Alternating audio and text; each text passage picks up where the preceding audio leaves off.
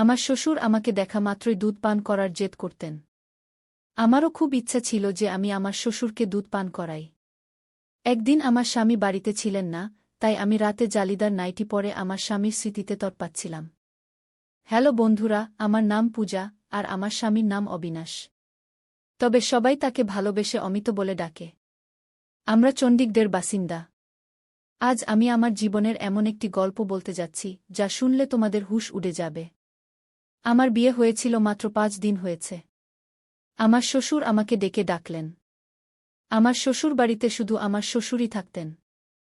আমার স্বামী বিয়ের রাতেই আমাকে বিশেষভাবে বলেছিলেন যে আমার বাবা খুব রাগী। তার কোনো কথায় কখনো না বলবে না, নইলে তিনি রেগে পাগল হয়ে যান। আর আমি 3 দিন ধরে এটাই দেখছিলাম। যখনই তিনি আমার স্বামী অমিতকে একবার ডাকতেন, অমিতের মুখের রং উড়ে যেত। তার মনে হতো যেন ভয়ে কাঁপছে, আর তৎক্ষণাৎ ঘর থেকে বেরিয়ে যেত। আমার স্বামীর এই দুষ্টুমি দেখে আমার মনে শ্বশুরের প্রতি খুব সম্মান জন্মেছিল। রাগের মধ্যে তিনি সত্যিই ভয়ঙ্কর ছিলেন। চতুর্থ দিনে সকালে অমিত আমাকে বললেন, আজ আমরা বাইরে ঘুরতে যাব। আমি খুব খুশি হয়েছিলাম। কিন্তু ঠিক তখনই আমার শ্বশুর অমিতকে ডাকলেন। তিনি তৎক্ষণাৎ ঘর থেকে বেরিয়ে গেলেন। বাইরে থেকে আমি আমার শ্বশুরের চিৎকার চেঁচামেচির আওয়াজ শুনতে পেলাম। তিনি বলছিলেন, 3 দিন বিয়ের হইচই যে কেটে গেছে। তুমি কি বোঝো, তুমি ফ্যাক্টরিতে না থাকায় কত ক্ষতি হতে পারে? আর আজ আবার তুমি ছুটি নিয়ে বসে আছো। এখনই ফ্যাক্টরিতে যাও, শ্রমিকদের মাথার উপর দাঁড়াও যাতে তারা ঠিকমতো কাজ করে। তোমার বিয়ে আমি এজন্য করিনি যে তুমি ঘরে বসে তোমার বউয়ের সঙ্গে সময় কাটাও।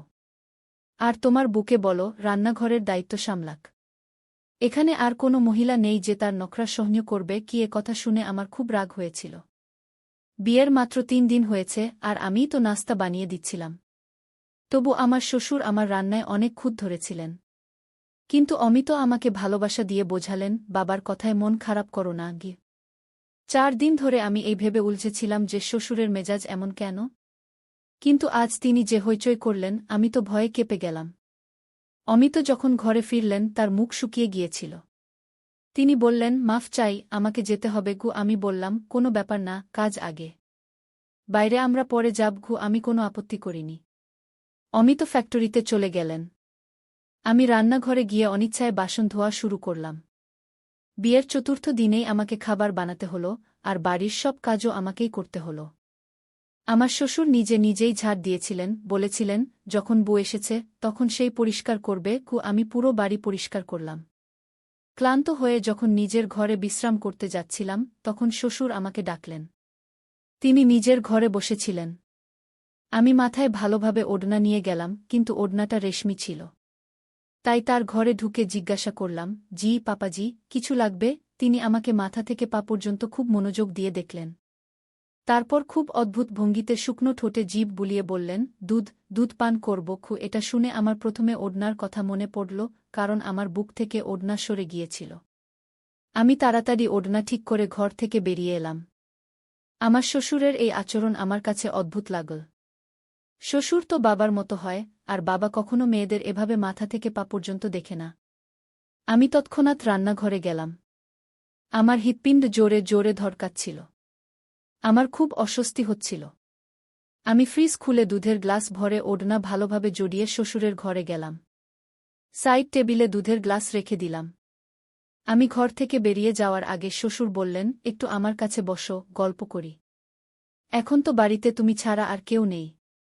আমি অনেক দিন ধরে একা ছিলাম, একা বসে বিরক্ত হয়ে যাই। এটা শুনে আমি অস্বস্তিতে পড়ে গেলাম। তার ঘরে শুধু একটা বিছানা আর আলমারি ছিল। বসার জন্য আলাদা কোনো চেয়ার ছিল না। তাই আমাকে বাধ্য হয়ে বিছানার কিনারায় বসতে হলো। তিনি এলোমেলো কথা বলতে লাগলেন। কিন্তু যেই তিনি দুধের গ্লাস মুখে দিলেন, তৎক্ষণাৎ সেটা সরিয়ে বললেন, এত ঠান্ডা দুধ আমি খেতে পারব না। আমার তো গরম দুধ পছন্দ। এই বলে তার চোখ আমার মুখ থেকে শুরু করে আমার পুরো শরীরে ঘুরতে লাগল। তার চোখে এমন কিছু ছিল যে আমি উদ্বিগ্ন হয়ে পড়লাম। আমার হাতে ঘাম হতে লাগল, মুখে ঘামের ফোঁটা স্পষ্ট হয়ে উঠল। তিনি বললেন, যাও, এটা গরম করে নিয়ে এসো। আমি দুধের গ্লাস নিয়ে উঠে দাঁড়ালাম। 3 দিন ধরে আমার শ্বশুর খুব রেগে কথা বলছিলেন যখন অমিত বাড়িতে থাকতেন। কিন্তু আজ তার সুর খুব নরম ছিল। মনে হচ্ছিল না যে এই সেই শ্বশুর, যিনি 3 দিন ধরে অমিতকে চিৎকার করে ডাকছিলেন আর রেগে কথা বলছিলেন। আমি দুধ পাত্রে ঢেলে একটু গরম করে আবার গ্লাসে ঢেলে তার কাছে নিয়ে গেলাম। গ্লাস এগিয়ে দেওয়ার সময় তিনি গ্লাসের সঙ্গে আমার হাতও ধরে ফেললেন। আমার যেন পুরো শরীরে কারেন্ট বয়ে গেল। আমি ভয়ে হাত ছাড়ানোর চেষ্টা করলাম, তিনি আমার হাত ছেড়ে দিলেন। আমি ঘর থেকে বেরিয়ে যাচ্ছিলাম, তিনি বললেন, আরে কোথায় যাচ্ছ? এখানে বসো, আমার সঙ্গে গল্প করো। এই একাকিত্বের সাপ এখন আমাকে আরও বেশি কামড়াচ্ছে। এই বলে তিনি একটা ঠান্ডা নিঃশ্বাস ফেললেন। আমার আরও বেশি অস্বস্তি হচ্ছিল। তার কথা শুনে আমার অদ্ভুত লাগছিল। তারপর তিনি বললেন, বিয়ের পরের দিন তুমি যে কালো রঙের ফ্যাশনেবল পোশাক পরেছিলে তাতে খুব সুন্দর লাগছিল। আজ সন্ধ্যায় ওটাই পরো। এটা শুনেও আমার খারাপ লাগল। এই অনুরোধ তো অমিতের আমার কাছে করা উচিত ছিল, শ্বশুরের নয়। এরপর থেকে আমার শ্বশুরের আচরণ আমার কাছে অস্বস্তিকর হয়ে উঠল। অমিত যখন অফিসে যেতেন তিনি আমাকে তার ঘরে ডাকতেন। অদ্ভুত দৃষ্টিতে দেখতেন, বারবার শুকনো ঠোঁটে জিভ বুলিয়ে বলতেন, আমি দুধ পান করব। গরম দুধ দাও। আমি দুধ দিয়ে চলে যেতে চাইলে তিনি আমার হাত ধরতেন, বলতেন, আমার কাছে বসো, গল্প করো। আমি কি গল্প করব? আমি কাজের অজুহাতে বেরিয়ে যেতাম, বলতাম, খাবার বানাতে হবে, বাসন ধুতে হবে। আসলে আমার এসব ভালো লাগছিল না। আমার মন অস্থির হয়ে উঠছিল। আমি ভাবছিলাম অমিতের সঙ্গে কথা বলা উচিত। কিন্তু কিভাবে বলবো? তিনি তো বাবার সামনে একটা কথাও বলতেন না। শুধু মাথা নিচু করে জি পাপা ই বলতেন। একদিন আমি রান্নাঘরে কাজ করছিলাম, হঠাৎ শ্বশুর এসে আমাকে পেছন থেকে ধরে ফেললেন। আমাকে টেবিলের সঙ্গে ঠেলে দিলেন এবং যা করলেন তাতে আমি আমার সম্মান বাঁচিয়ে নিজের ঘরে চলে গেলাম। ঘরের দরজা বন্ধ করে দিলাম, খিল লাগিয়ে দিলাম। বিছানায় বসে পড়লাম। অস্থিরতা আমার উপর ভর করেছিল। আমার পুরো শরীর কাঁপছিল। আমি ভাবতেও পারিনি যে আমার শ্বশুর আমার সঙ্গে এমন কিছু করতে পারেন। আমার চোখ থেকে অশ্রু ঝরতে লাগল। আমি ঠিক করলাম অমিতের সঙ্গে কথা বলব। আমি সারাদিন কোনো কাজ করিনি, নিজেকে ঘরে আটকে রেখেছিলাম। শ্বশুর বারবার দরজায় টোকা দিয়েছিলেন, বলেছিলেন তিনি ক্ষুধার্ত, আমি তাকে খাবার দিই। কিন্তু আমি কিছুই দিইনি। আমার জায়গায় যে কেউ থাকত সেই এমন করত। রাতে দরজায় জোরে টোকা পড়ল। অমিত ছিলেন। তিনি বললেন, রবিনা, দরজা খোলো। এটা কি অসভ্যতা? কেন সকাল থেকে দরজা বন্ধ করে ঘরে বসে আছো? অমিতের গলা শুনে আমি দরজা খুললাম। দরজা খোলার সঙ্গে সঙ্গে বাবা ছেলে দুজনেই আমাকে রাগের দৃষ্টিতে দেখছিলেন। বললেন, তোমার একটুও লজ্জা নেই? আমার বাবা সকাল থেকে না খেয়ে আছেন, আর তুমি তাকে রুটিও দাওনি। তার ডায়াবেটিস আছে, তার শরীর খারাপ হলে এর দায় কে নেবে? আমি বললাম, আমি তার দায়িত্ব নিতে পারব না। ভালো হয় আপনি অন্য ব্যবস্থা করুন। আমার এই কথায় অমিত রেগে গেলেন। বললেন, এটা কি অসভ্যতা? পেছন থেকে শ্বশুর বললেন, দেখছ, এখনো 7 দিন হয়নি, আর এর রং দেখাতে শুরু করেছে। আমি আগেই জানতাম এই মেয়েরা বিয়ের পর এমনই করে। আলাদা হওয়ার স্বপ্ন আগেই দেখে ফেলে। আমার স্বামী বললেন, আজ তুমি কথা বললে। পূজা, আরেকবার বললে তালাকের কাগজ হাতে দেব। আমি তোমাকে ত্যাগ করব। এটা শুনে আমার মুখের রং উড়ে গেল। আমার বাবার 7 মেয়ে, তিনি গরিব মানুষ। অনেক কষ্টে দেনমোহর জোগাড় করে একে একে মেয়েদের বিয়ে দিচ্ছিলেন। আমার মা আমাকে বিদায়ের সময় বলেছিলেন, কখনো ঝগড়া করে বাড়ি ফিরে আসিস না। স্বামী আর শ্বশুরের সব কথা মানিস, নিজের সংসার গড়ার চেষ্টা করিস। কিন্তু আমার শ্বশুর যা চাইছিলেন তা আমি করতে পারতাম না। তার আচরণ আর অকারণে অপমান দিন দিন বাড়ছিল। তখন অমিত এত রেগেছিলেন যে আমি যদি কিছু বলতাম তিনি আমাকেই মিথ্যাবাদী বলতেন। আমি কোনো উত্তর দিলাম না। চুপচাপ বিছানায় বসে পড়লাম। আমার শ্বশুর বললেন, অমিত, এটাকে শেষবার বোঝাও। এর মাথা ঠিক করো। নইলে আমি এর মায়ের সঙ্গে কথা বলবো, এর বাবাকে বলবো, তোমার মেয়েকে সামলাও। এই বলে তিনি রেগে চলে গেলেন। আমি শ্বশুরের দিকে রাগের দৃষ্টিতে তাকালাম। অমিত বললেন, তোমার সমস্যা কি? তোমার মাথায় কি 10 জনের দায়িত্ব আছে যে তুমি সামলাতে পারছ না? আমার তো একটাই বাবা মা নেই, ভাইবোন নেই। এমন সংসার পেলে মেয়েরা তো চায় যেখানে কোনো দায়িত্ব নেই। আমি বললাম, কাশ আমার শাশুড়ি দেবরনদ থাকত, তাহলে আমি যে অবস্থার মধ্যে দিয়ে যাচ্ছি তা হতো না। আমার কথায় তিনি রেগে আমাকে দেখতে লাগলেন। বললেন, কি সমস্যা তৈরি করেছেন আমার বাবা? তোমার মাথায় শুধু দুবেলা রুটি দেওয়ার দায়িত্ব, তাও তোমার কাছে ভারী মনে হচ্ছে। দেখো, বাড়িতে ঝগড়া ফ্যাসাদ করা হয় না। আমি অফিস থেকে ক্লান্ত হয়ে আসি, এসব দেখতে পারি না। আমার শান্তি চাই। আমি শান্তির জন্যই বিয়ে করেছি, ঝগড়া দেখার জন্য নয় গু। আমি বললাম, অমিত, তাহলে তুমি তোমার বাবার বিয়ে দিয়ে দাও। এটা বলার সঙ্গে সঙ্গে অমিত আমার মুখে একটা জোরে থাপ্পড় মারলেন। বললেন, লজ্জা করে না এমন কথা বলতে? আমার বাবার বয়সে বিয়ে হয়? আমার বাবার দুবেলা রুটিও তোমার কাছে এত ভারী হয়ে গেছে যে তুমি রান্না করতেও পারছ না কি? আমি বললাম, তুমি আমার কথা বুঝছ না কি? তিনি বললেন, কি বুঝব? এটা অর্থহীন কথা। আমার বাবার বয়স ৬০ বছর। তার পা কবরে। তিনি ডায়াবেটিস, রক্তচাপের রোগী। আর তুমি চাও এই বয়সে তিনি একজন মহিলার দায়িত্ব নিক? আমি কি বলবো? তার বাবা তো তার ছেলের বউয়ের দিকে নজর রেখেছেন। আমি বললাম, তুমি বিয়ে দিয়ে দাও। আমি তোমার বাবা-মাকে দুজনকেই সামলাব। আমার কথায় তিনি অদ্ভুতভাবে হেসে বললেন, আমার বাবার দুবেলা রুটি তুমি বানাতে পারছ না, আর তুমি আমার সৎমাকে সামলাবে? দেখো, এই বাড়ি আর ব্যবসা সব আমার বাবার নামে। যদি কেউ তার স্ত্রী হয়ে আসে, সবকিছু নিয়ে নেবে। আমাকে আর তোমাকে ধাক্কা মেরে বের করে দেবে। তুমি তো জানো, বাবা রেগে গেলে কারো কথা শোনেন না। আমিও চুপচাপ তার কথা শুনি। এখন থেকে বাবার বিয়ের কথা মুখে আনবে না এই বলে তিনি ঘর থেকে বেরিয়ে গেলেন। এখন আমি ভাবতে লাগলাম, আমি কি করব? আমি আমার শ্বশুরের এমন আচরণ আর সহ্য করতে পারছিলাম না। আর চলে গেলে আমার সংসার ভেঙে যেত। আমরা মেয়েরা কত অসহায়। সংসার গড়তে কত কিছু সহ্য করতে হয়। আমি তালাক নিলে আমার আর বিয়ে হতো না। তালাকশুদা হলে আমার ছোট বোনদেরও বিয়ের সম্বন্ধ আসা বন্ধ হয়ে যেত। আমি তরপাতে তরপাতে কাঁদছিলাম। ওড়না দিয়ে চোখের জল মুছছিলাম, হঠাৎ অমিতের গলা শুনলাম। তিনি বললেন, পূজা, বাইরে এসো। তাড়াতাড়ি নাস্তা আর পরোটা বানাও। বাবার বাজারের খাবার হজম হয় না। আমি বাইরে গিয়ে নাস্তা বানালাম আর ঘরে ফিরে এলাম। সেদিন আমি খাওয়াও খাইনি। কিন্তু অমিত একবারও বললেন না, তুমি সারাদিন না খেয়ে আছো, খেয়ে নাও। পুরুষরা কখনো মেয়েদের খোঁজ নেয় না। তাদের শুধু নিজের কাজের কথা মনে থাকে। অমিত এমনই একজন ছিলেন। আমি তারপর থেকে মুখ বন্ধ করে ফেলেছিলাম। অমিত যখন অফিসে চলে যেতেন, শ্বশুর আমাকে ডাকতেন। আমি খুব বাধ্য হয়ে তার ঘরে যেতাম। আমাকে দেখে তিনি অদ্ভুত হাসি হাসতেন। বলতেন, তুমি কি ভেবেছিলে? তোমার রূপের জাদু আমার ছেলের মাথায় চড়ে যাবে, আর সে আমাকে ছেড়ে তোমার জন্য আলাদা বাড়ি নেবে? তোমার চিন্তাভাবনা বদলাও। আমি তার ডানা কেটে রেখেছি। সে চাইলেও কোথাও যেতে পারবে না, তুমিও পারবে না। তাই আমি কোনো ধনী ঘরের মেয়ের সঙ্গে আমার ছেলের বিয়ে দিইনি। কারণ সে আমার ছেলেকে উড়িয়ে নিয়ে যেতে পারত। তোমাকে এনেছি কারণ আমি জানতাম, তোমার বাবার অবস্থা এমন নয় যে সে তোমার সংসার বানানোর পর আবার তোমাকে নিজের বাড়িতে রাখতে পারবে বা আলাদা বাড়ি দিতে পারবে। এখন যদি তুমি চাও তোমার জীবন সহজ হোক, তাহলে আমি যা বলব তুমি তাই করবে। আমি খুব অস্থির হয়ে পড়লাম। তিনি বললেন, যাও, আমার জন্য গরম দুধ নিয়ে এসো। এই শব্দ আমার ভেতরে আগুন জ্বালিয়ে দিল। আমার ইচ্ছা করছিল নিজেকে শেষ করে ফেলি।